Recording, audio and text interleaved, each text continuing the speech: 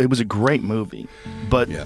it seemed like there was resistance to that movie. I thought was very strange. There was like Hollywood resistance to that movie. Like people didn't like that you were making it. No. Mel Gibson sat down with Joe Rogan and revealed 3 hidden details buried inside the Passion of the Christ that nobody was ever supposed to notice. A face in the crucifixion scene most viewers never looked twice at, a pair of dead women whose private visions built the film scene by scene, and a single line of Aramaic dialogue he refused to cut, even after his own brother begged him to remove it. Rogan sat there stunned. His research team scrambled for articles mid-sentence, and by the end, Rogan could not believe what Gibson had just said out loud on the record. The story Hollywood buried. You're in another place. You're in another realm. You need to go to hell.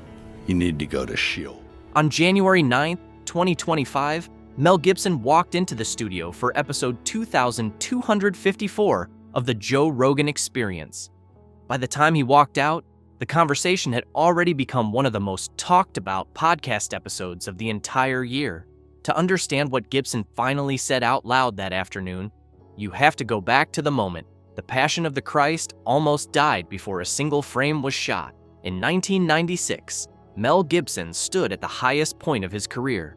Braveheart had just won Best Picture and Best Director at the Academy Awards. He could have walked into any studio in Hollywood and green-lit almost any project he wanted. A war movie, a sequel, a franchise, any of it.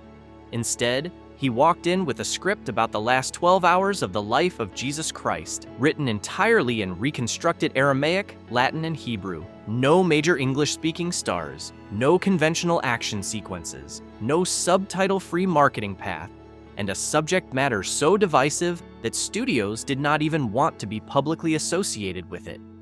7 major studios refused it. 20th Century Fox, which had a first-look deal with Gibson's own company, issued a public statement saying it would absolutely not be involved. Columbia passed, MGM passed, Paramount passed, Universal passed, Disney passed, Warner Brothers passed. Gibson told Rogan what he encountered was not just commercial caution, it was something far more pointed. He told Rogan directly that in Hollywood, Christianity is the one religion you are still allowed to disparage. The same community that championed other faiths on screen had a categorically different and hostile response to this particular story. Rogan did not push back. He just nodded and agreed. Gibson refused to fold. He had financed Braveheart himself.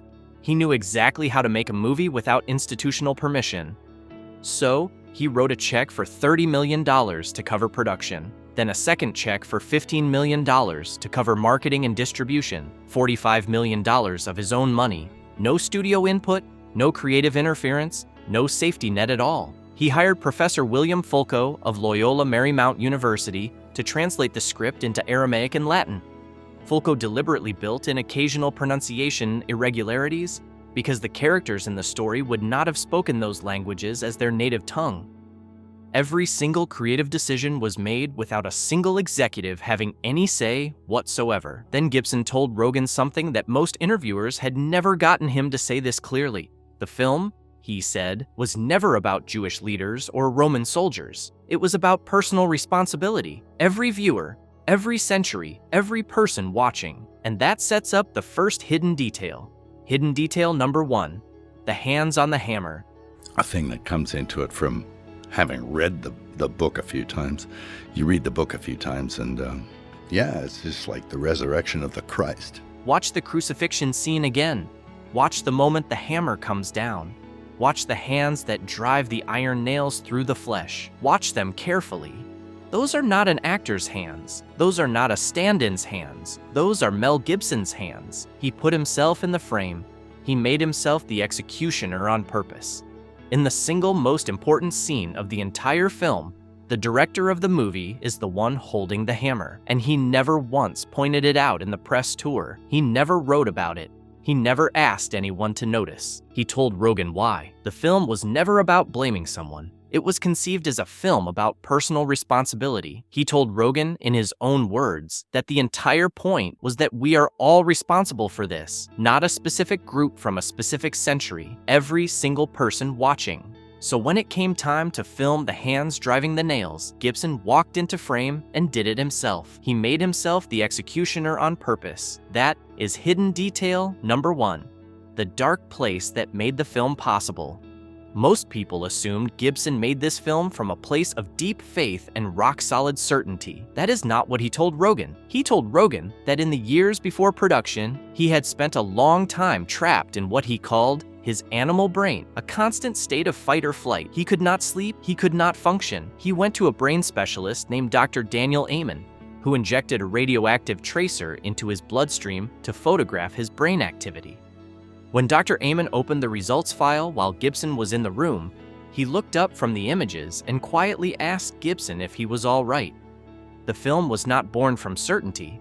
It was born from a man in genuine crisis who turned back to the story that had shaped him as a child and decided to tell it with everything he had left. Gibson's Catholicism is not the mainstream institutional version most American Catholics know. He is a traditionalist who rejects the reforms of the Second Vatican Council of the 1960s. He built a private chapel in Malibu called the Church of the Holy Family, where the traditional Latin Mass is observed exclusively. His father, Hutton Gibson, was a publicly known Catholic traditionalist whose views on the council were controversial in their own right. That theological background shaped every single frame of the film.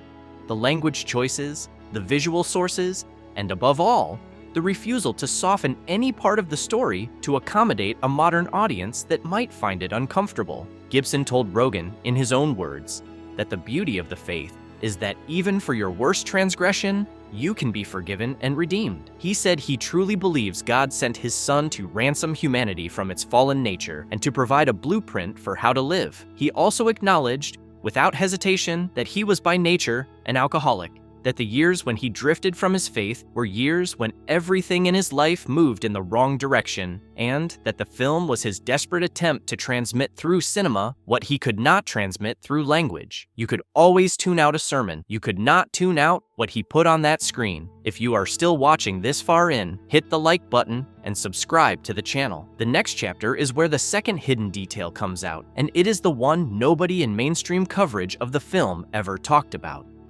Hidden detail number 2, the 2 dead women nobody talks about. It was a great movie, but it seemed like there was resistance to that movie. Especially with something like The Passion that I did, the written word was very important because it was, you got all those books, the Bible, you've got the different Gospels and stuff that people are quite familiar with. Half the time, they didn't even need to read the subtitles. They could look at it and know what was going on. For 20 years, critics argued about the violence in the Passion of the Christ, the extended 2-part scourging scene, the specific design of the crown of thorns, pressed down so hard the thorns punctured the skull, the exact number of falls on the Via Dolorosa, the way individual characters respond in specific moments, the way the devil appears in the garden, the way Mary runs toward her son when he falls. Every critic who wrote about this film assumed Gibson pulled all of it directly from the 4 Gospels of the New Testament. He did not.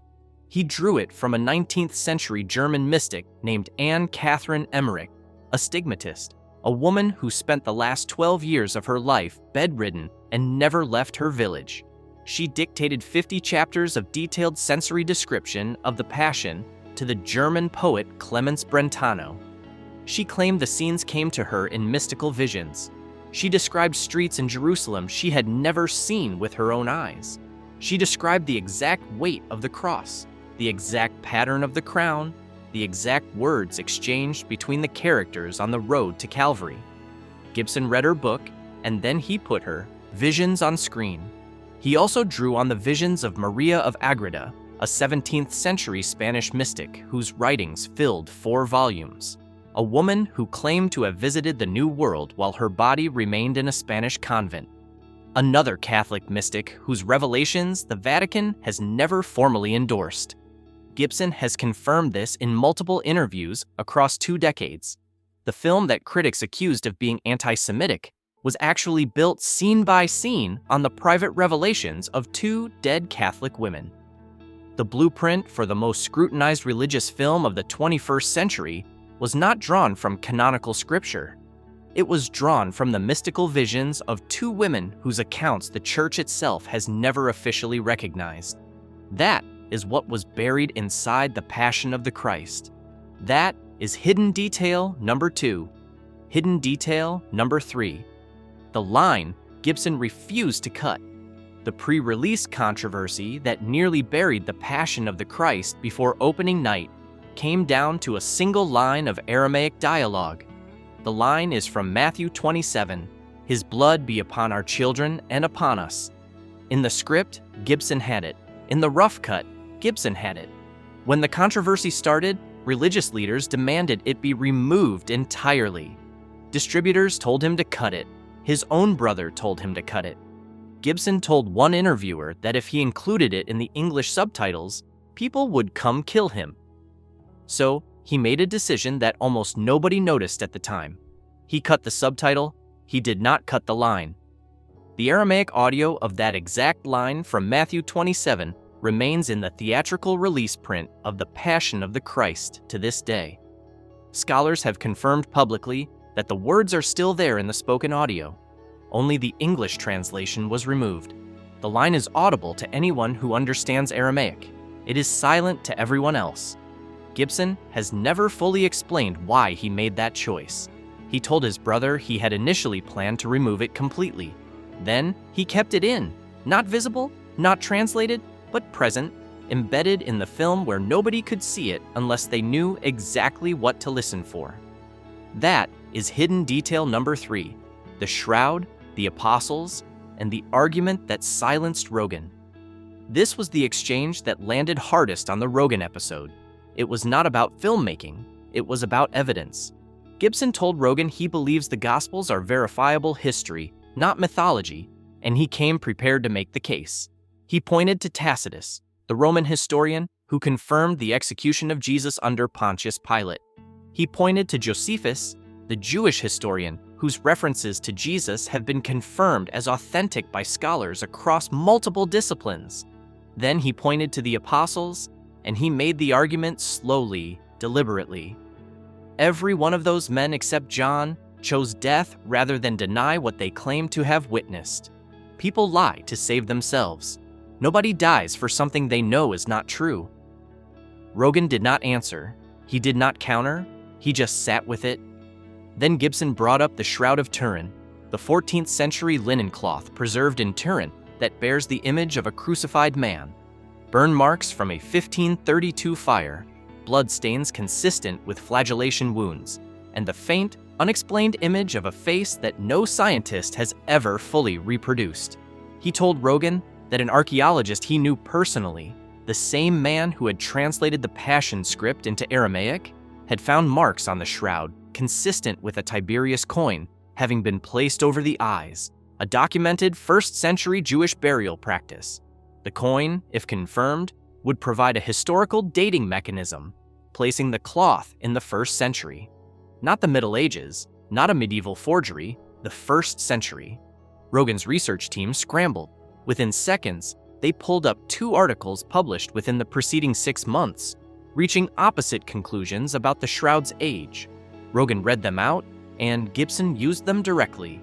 The question is not settled. The 1988 carbon dating that dismissed the shroud as medieval has been complicated by subsequent analysis, showing the tested fibers came from a later repair patch, not from the original cloth. Gibson is not presenting the shroud as proof. He is presenting it as one specific, verifiable data point in a larger argument that the historical claims of Christianity have not been debunked, only ignored. That distinction matters on a podcast where Rogan has spent years pressing people on exactly that kind of intellectual sleight of hand. Gibson made the argument without hedging. He did not say he hoped it was true. He said he had looked at the evidence and found it compelling. Rogan did not push back. Rogan did not interrupt. He just nodded, looked down, and let Gibson finish. For a man who had been called a religious fanatic by mainstream critics for over 2 decades, the precision with which he made that case in a non-religious context was the moment the conversation stopped being about a movie, what Jim Caviezel actually endured. When Gibson called Jim Caviezel to offer him the role, Caviezel pointed out that his initials were JC and that he was 33 years old. Gibson told him he was freaking him out and hung up the phone. Before Caviezel accepted, Gibson warned him directly, "You will never work in this town again." Caviezel accepted anyway. What followed was the most physically punishing performance in the history of American cinema, not measured in awards, measured in what it cost the man who delivered it. He dislocated his left shoulder carrying the cross, which weighed over 150 pounds. He was accidentally struck twice by a real whip during the scourging scene, when the actor behind him missed the concealed post. The second blow left a 14-inch scar across his back that he still carries today. He spent months nearly naked in the Italian winter, temperatures at 25 degrees Fahrenheit, winds at 30 knots. He developed hypothermia, a lung infection, and pneumonia. The prosthetic covering one eye to simulate swelling destroyed his depth perception and gave him migraines for the duration of the shoot. He lost 45 pounds, and then came the lightning. On the very last shot of the entire film, Caviezel was struck. He described the 4 seconds before impact as a sudden, eerie silence, the kind of silence that does not happen in nature.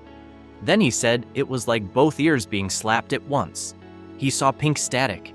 People around him began screaming. Producer Steve McEvedy reported seeing smoke coming from Caviezel's ears. Assistant director Jan Michelini was struck seconds later, standing a few feet away. It was the second time Michelini had been struck on that same production. In 2023, Caviezel publicly confirmed something he had not said before. Following the lightning strike, he died briefly at the hospital and was revived. The filming also required 2 heart surgeries, including open heart surgery. He spoke about it quietly, without drama, as though it were simply something that had happened to him, and he was still trying to make sense of it 20 years later. Gibson's warning turned out to be accurate. Caviezel found himself unable to get major roles in Hollywood. He was blacklisted, his agents dropped him, his lawyer dropped him over a subsequent faith-based project.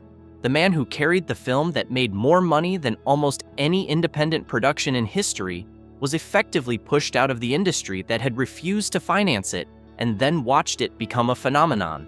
The conversions and the healings on the set. The Italian actor cast as Judas Iscariot walked onto that set as a self-described angry atheist. Luca Lionello walked off a Catholic. He made his first confession. He had his marriage sanctified in the church. He baptized his children. He has spoken about it publicly in multiple interviews in the years since. A Muslim crew member who played one of the guards in the beating sequences also converted before filming concluded, a detail Caviezel himself confirmed. Father John Bartunek, the theological consultant on set, described a production where everyone felt openly comfortable discussing faith in ways that simply do not happen on film sets. Maya Morgenstern, the Romanian Jewish actress who played Mary, was secretly pregnant during filming. She did not tell the production. A pregnant Jewish woman playing a Jewish mother watching her son die, surrounded by a story about life coming out of death. It was a symmetry the crew only fully absorbed after it became known. Gibson also told Rogan about a young girl with severe epilepsy who was present during filming and went an entire month without a single seizure. Other reports of restored senses reached the production. Gibson did not present any of this as proof of miracles. He presented it as a pattern that those present could not account for through ordinary means, and he said all of it on the record. Rogan did not interrupt him once. $612 million against Hollywood. The Passion of the Christ opened on Ash, Wednesday, February 25, 2004. The New York Times had already predicted the film would end Gibson's career. On opening day, the film earned $26 million. Nearly the entire production budget recovered in a single 24-hour window. By the end of the first week, it had crossed $125 million. By the end of the first month, it was past $200 million. The New York Times subsequently published a piece and acknowledging that the film had revealed to the industry an audience whose existence had not been known. The final worldwide gross was $612 million against a $30 million production budget. Gibson's distribution deal with Newmarket Films split gross profits 50-50. His share of the box office alone came to approximately $150 million. DVD and home video added another $75 million. When licensing, merchandise, and ongoing streaming revenue were included, Gibson's personal earnings from a film that every single studio had refused have been estimated at between $400 and $475 million. It is the largest individual payday from a single film in the history of Hollywood. Roger Ebert gave it 4 stars. He wrote that he had never understood the depth of the suffering in the gospel accounts until he watched this film. He called it the most violent and intense film he had ever seen. He said that not as a criticism, but as a measure of what Gibson had accomplished. The studios that had passed on it did not commission more films like it. They quietly developed lower-budget religious content designed to capture some of the audience Gibson had exposed without the conviction or the risk. None of those projects came close. The pre-release controversy, orchestrated largely through early distribution of a leaked script to religious leaders who had not yet seen the finished film, had been designed to kill the project before it opened. It failed. Gibson told Rogan that the violence was not there to shock. It was there to make the theological claim impossible to intellectualize. Christianity does not make the claim of redemption in abstract terms. It makes it in the specific physical language of suffering. Any portrayal that softened that suffering was, in Gibson's view, dishonest to what the story actually says. He made the film for an era that had become immune to comfortable religious imagery. The only register that could not be looked away from was the one he chose. The house burning while he spoke, Mel Gibson on Fox News prime time after losing his home in the California fires. And then, in events like this, you sort of look, well, is it on purpose? Which is an insane thing to think. While Gibson sat in the Joe Rogan studio on January 9, 2025, his house in Pacific Palisades was on fire. The Los Angeles wildfires had reached his neighborhood. His girlfriend and young son had evacuated safely. Gibson found out during the session. He kept talking. He did not react on camera. Rogan's team learned about the fire only after the episode had already been released. By then, the footage was public, and Gibson had gone home to nothing. He did not mention it on the podcast. He did not pause the conversation. He did not ask for a break. He finished the session. He talked about the crucifixion scene. He talked about the apostles. He talked about the shroud. He talked about the sequel. And somewhere during those 3 hours, his house in the Palisades burned to the ground. A man talking about sacrifice and what it costs to create something that matters, while his own home burned while he spoke. That was not staged.